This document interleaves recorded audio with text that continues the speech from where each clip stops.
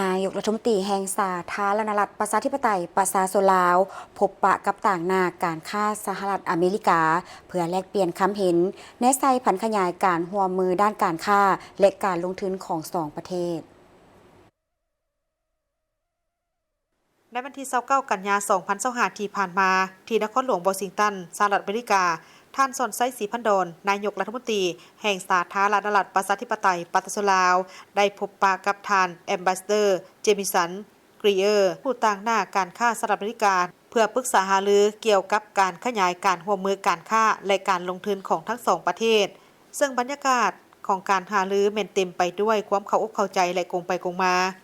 ในการหารือกันครั้งนี้ท่านสนไซศรีพันดอนยังได้เสนอให้ฝ่ายอเมริกาพิจารณาคืนการกำหนดอัตราภาษีให้แก่สินค้าส่งออกของสาธารณรัฐประชาธิปไตยประชาชนลาวไปยังตลาดสหรัฐอเมริกาในอัตราภาษีน้อยกว่าปัจจุบันและสามารถแข่งขันได้ในฐานะสาธารณรัฐประชาธิปไตยประชาชนลาวเป็นประเทศด้อยพัฒนาและบ่มีชายแดนติดกับทะเลท่านผู้ต่างหน้าการค้าสหรัฐอเมริกาได้แสดงความย่องยอชมเชยต่อคณะวิชาการของทั้งสองฝ่ายเกี่ยวกับการขยายการร่วมมือการค้าและการลงทุนของทั้งสองประเทศ